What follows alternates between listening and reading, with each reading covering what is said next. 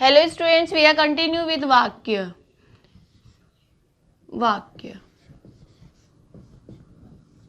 In yesterday's class, I explained kinds of वाक्य and we were talking about रचना के आधार पर वाक्य. Students, I told firstly कि जो रचना के आधार पर वाक्य होते हैं, रचना के आधार पर,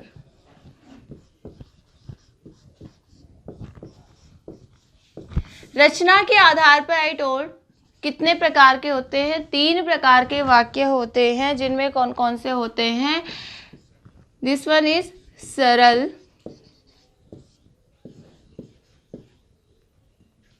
संयुक्त एंड मिश्र.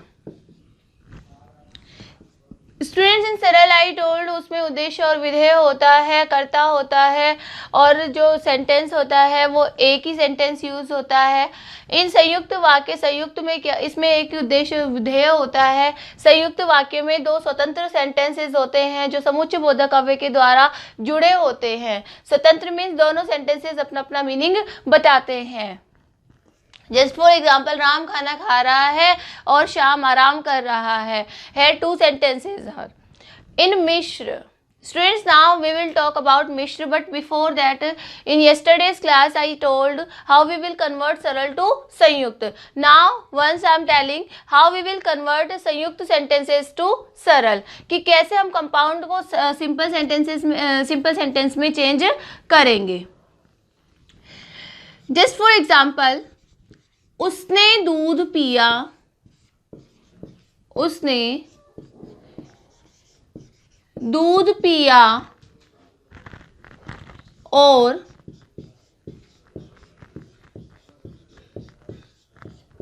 सो गया. उसने दूध पिया और सो गया. Students, 2 sentences are here. दोनों अपना अपना मीनिंग बता रहे हैं, और दोनों में मीनिंग क्या है? उसने दूध पिया, इतना सेंटेंस ही अपने आप में कंप्लीट सेंटेंस है, कंप्लीटली अपना मीनिंग दे रहा है. एंड नेक्स्ट सेंटेंस इज सो गया. सो गया, वह सो गया है, means completely we can understand what is the mean by this sentence. सो गया, ये सेंटेंस अपने आप में कंप्लीट है. सो we can say 2 sentences are here. So this one is example of संयुक्त वाक्य. संयुक्त वाक्य का एग्जाम्पल है. Now when we will convert this sentence in सरल, so students, how we will make, सरल की जो कंडीशन होती है वो क्या होती है कि वहाँ पे एक ही सेंटेंस होना चाहिए, एक ही वाक्य होना चाहिए. So we can write, वह दूध पीकर सो गया. Students, now see this sentence, वह दूध पीकर सो गया, means only in one sentence we made these both things. वह उसने दूध पिया और सो गया, मीन्स सबसे पहले उसने क्या किया? दूध पिया, दूध पीकर वो सो गया. So this type of sentence, this type of changes we can make. Next is धर्म की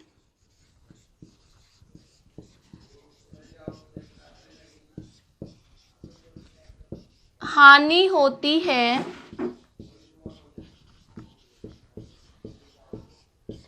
और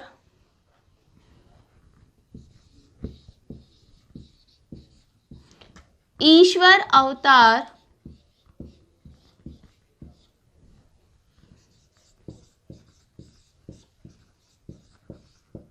लेते हैं. Student, now see in this sentence, धर्म की हानि होती है और ईश्वर अवतार लेते हैं. How we can say it is the example of संयुक्त वाक्य? Because now see, धर्म की हानि होती है, 1 sentence, ईश्वर अवतार लेते हैं, another sentence, 2 sentences are here. धर्म की हानि होती है और ईश्वर अवतार लेते हैं, एंड बीच में जो लिंक बन रहा है दोनों सेंटेंसेस के, दोनों सेंटेंस अपना अपना मीनिंग दे रहे हैं. धर्म की हानि होती है, ईश्वर अवतार ले रहे हैं, और यहाँ पे जो दोनों सेंटेंसेस के बीच में जो लिंक बन रहा है वो लिंक किससे बन रहा है? समुच्चय बोधक अव्यय से. So we can say it is the example of संयुक्त वाक्य. But students, when we will convert in सरल, संयुक्त टू सरल, so how we will convert the sentence?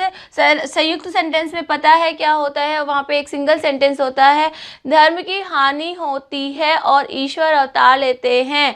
धर्म की हानि होते ही या धर्म की हानि होने पर ईश्वर अवतार लेते हैं। मीनिंग एक है, धर्म की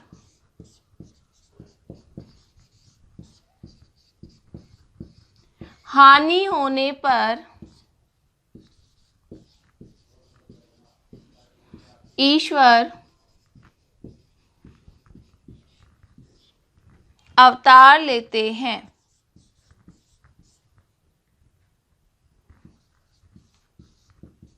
धर्म की हानि होने पर ईश्वर अवतार लेते हैं। यदि एग्जाम में ये सेंटेंस आता है, so this type we will change, and अगर ये आता है, so this type we will change this. So I hope you understood this one. Now we will start, सरल इज कंप्लीटेड, संयुक्त is completed, now we will start मिश्र वाक्य।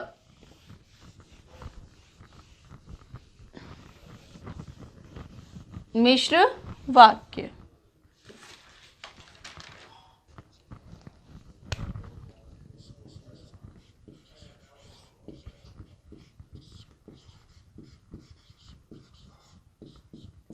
मिश्र। Student, मिश्र वाक्य में क्या होता है? मिश्र वाक्य में सब एक तो होता है प्रधान उपवाक्य और दूसरा क्या होता है?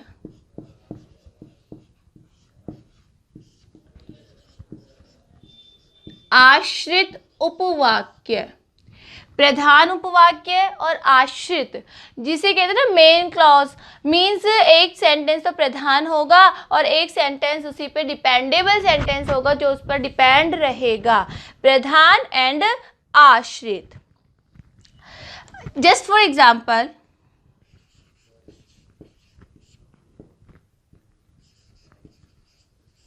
मैं वह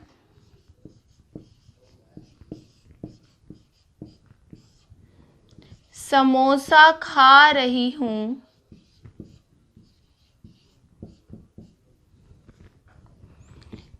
जिसे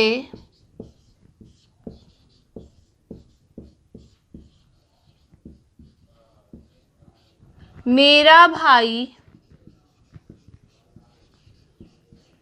लाया था। स्टूडेंट्स, इन दिस सेंटेंस, मैं वह समोसा खा रही हूँ जिसे मेरा भाई लाया था। मैं वह समोसा खा रही हूँ जिसे मेरा भाई लाया था। स्टूडेंट्स, नाउ सी, मैं वह समोसा खा रही हूँ, ये अपने आप में स्वतंत्र है। ये क्या है? प्रधान उपवाक्य है। अब ये प्रधान उपवाक्य किस पे डिपेंड है? ये है जिसे मेरे, कौन सा समोसा खा रही हूँ? जिसे मेरा भाई लाया था। Means this one will B आश्रित उपवाक्य। आश्रित, आश्रित उपवाक्य। जिसे मेरा भाई लाया था, मैं वह समोसा खा रही हूँ। नाउ सी स्टूडेंट, जो उपवाक्य होते हैं मिश्र वाक्य में जो काम में आते हैं, उपवाक्य, वो मेन 3 प्रकार के होते हैं।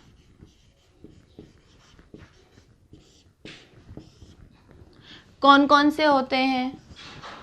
एक होता है प्रधान उपवाक्य,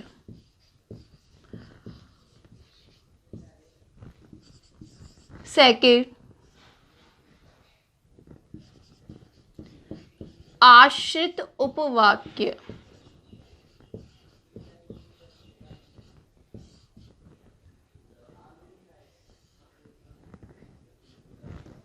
नेक्स्ट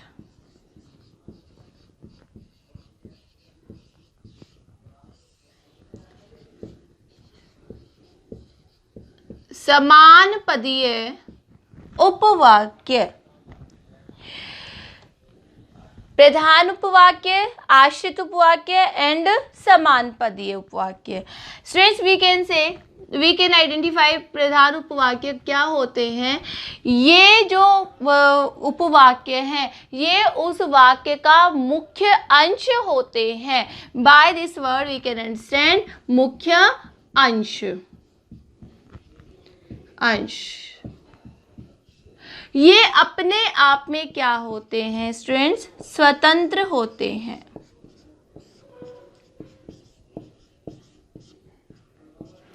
स्वतंत्र होते हैं और अपने ही सेंटेंस से सारा का सारा अर्थ स्पष्ट कर देते हैं। किसी की भी उपवाक्य की सहायता से अपना सारा अर्थ स्पष्ट कर देते हैं, बिना उसके ही अपना अर्थ स्पष्ट कर देते हैं। स्टूडेंट्स, नेक्स्ट इज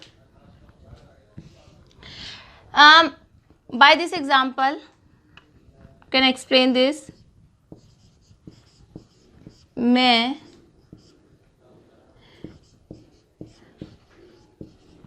उस लड़की से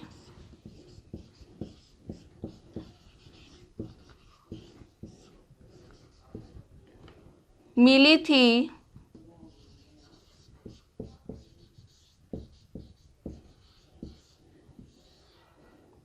जिसकी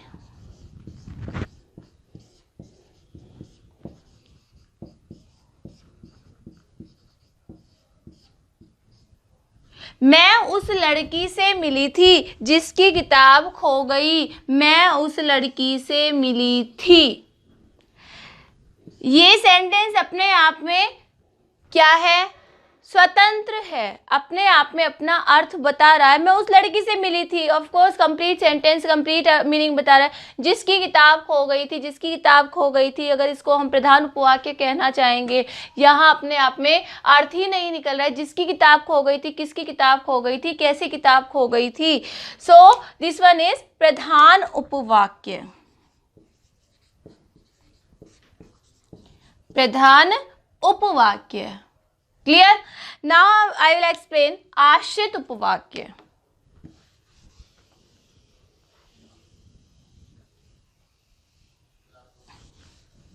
आश्रित उपवाक्य। स्टूडेंट, आश्रित उपवाक्य किसे कहेंगे? वे वाक्य जो अपना अर्थ प्रकट करने के लिए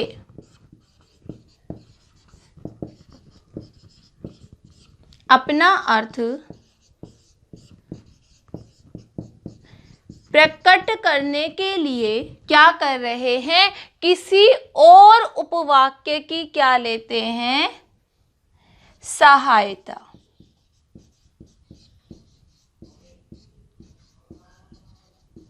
सहायता लेते हैं, वही आश्रित उपवाक्य कहलाते हैं। मीन्स ये अपने आप में खुद का अर्थ प्रकट नहीं कर सकते हैं। इनको अर्थ प्रकट करने के लिए और किसी उपवाक्य की सहायता की आवश्यकता होती है। वो सहायता लेकर ही उस चीज का अर्थ प्रकट करते हैं। जैसे सेम सेंटेंस,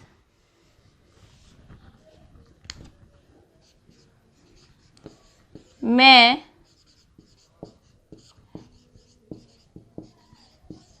उस लड़की से मिला।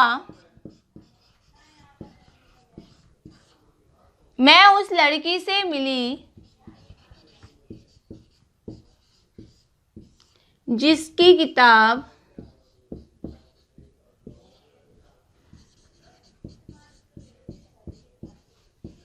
खो गई। मैं उस लड़की से मिली जिसकी किताब, this one sentence I told it, this one will be example of प्रधान उपवाक्य, but now I am underlining this sentence, जिसकी किताब खो गई। जिसकी किताब खो गई, ये क्या कह रहा है कि मैं क्या हूँ? आश्रित हूँ। इस किस पर आश्रित हूँ? इस पर। किस लड़की से मिला? जिसकी क्या खो गई थी? किताब खो गई थी। आश्रित उपवाक्य। अब आश्रित उपवाक्य होते हैं स्टूडेंट्स, आश्रित उपवाक्य, I hope this one you understood. अब आश्रित उपवाक्य के भी अपने आप में भेद होते हैं। एग्जाम में पूछा जाता है इन दिस सेशन ऑल्सो। ये जो लास्ट सेशन गया है उसमें भी एग्जाम में एक सेंटेंस दिया हुआ था और उसमें पूछा गया था कि इस सेंटेंस में आश्रित उपवाक्य कौन कौन से हैं, मीन्स कौन सा आश्रित उपवाक्य है। तो उसमें पूछा जाता है, बहुत बार पूछा जा चुका है, मिश्र वाक्य। अब इसमें आश्रित उपवाक्य के भेद।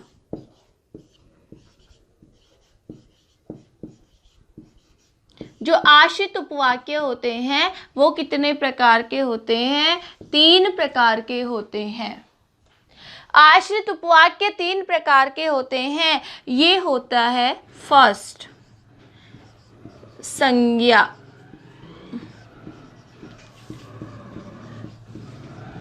आश्रित उपवाक्य।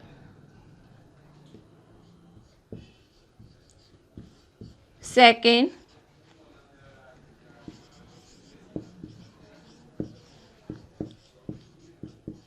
विशेषण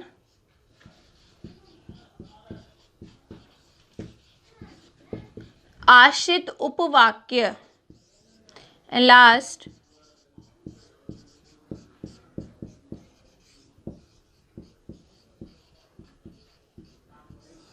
क्रिया विशेषण आश्रित उपवाक्य। संज्ञा आश्रित उपवाक्य, विशेषण आश्रित उपवाक्य एंड लास्ट इज क्रिया विशेषण आश्रित उपवाक्य।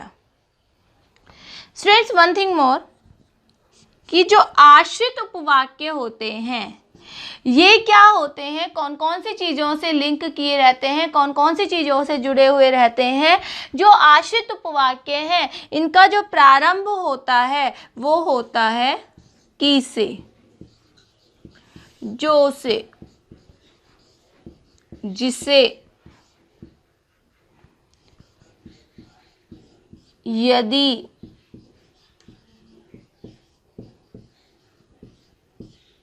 यदि,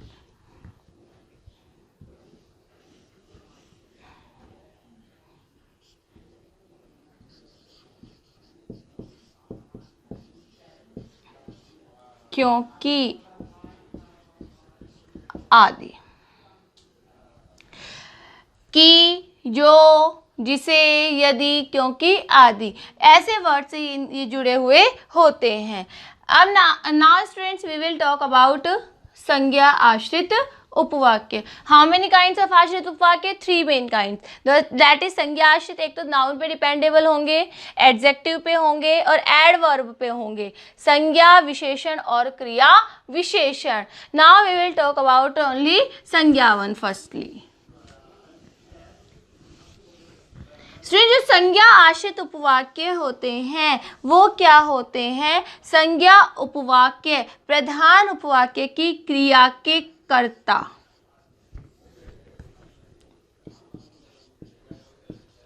क्रिया के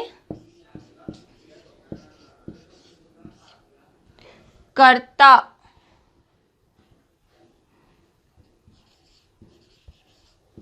कर्म,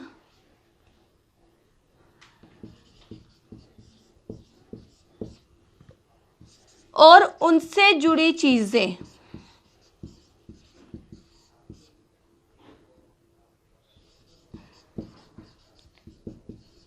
अन्य शब्द रचना। मीन्स मेन जो रोल होता है स्टूडेंट्स इसमें किसका होता है?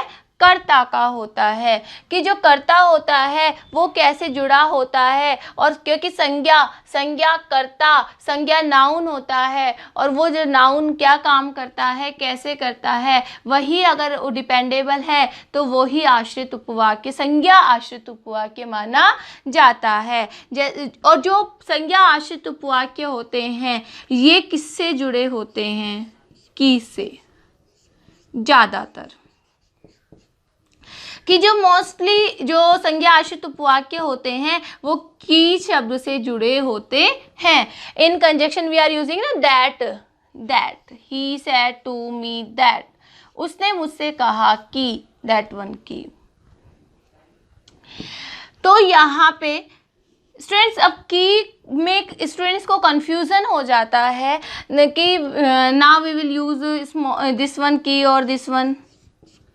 तो यहाँ क्या होता है, as a conjunction where we are using that conjunction, तो उसमें दैट को यूज़ करते हैं। उसने मुझसे कहा कि for making link between two sentences, जहाँ स्टेटमेंट दिया जाता है दो सेंटेंसेस को मीन्स दो सेंटेंसेस के बीच में लिंक बनाया जाता है, वहाँ हम ये की यूज़ करते हैं।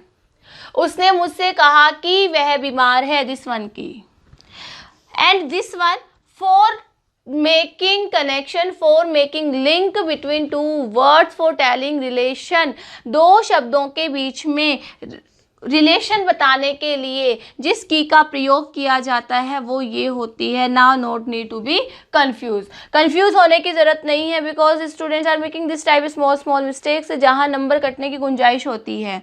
तो उसमें क्या होता है, फॉर मीन्स नॉलेज ऑल्सो, कि जो conjunction as a conjunction use किया जाता है उसमें ये की होता है, और जो means for making link between two sentences ये की यूज़ करेंगे। And for making link between two words, जैसे राम की माता, यहाँ राम और माता के बीच में जो कनेक्शन बताया जा रहा है वो की से बताया जा रहा है कि माता किसकी है, राम की है। यहाँ दो वर्ड्स का कनेक्शन बताया जा रहा है, सो दिस वन की we will use. So this one sentence example I am telling कि कर्ता जो संज्ञा आश्रित उपवाक्य है, जैसे मुस्कान ने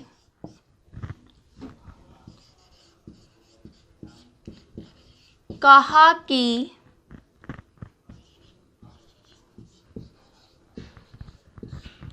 वह कल